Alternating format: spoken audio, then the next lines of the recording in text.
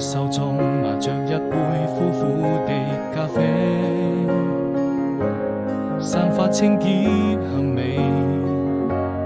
我的心還在期待着誰，想問這個世界哪裏是最美？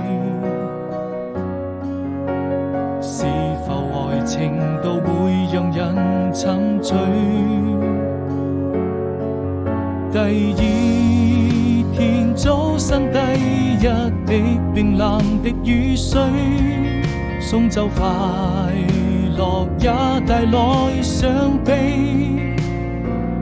那晚風就像你為我留下祝福的眼淚回來，再給安慰，再說一聲寶貝。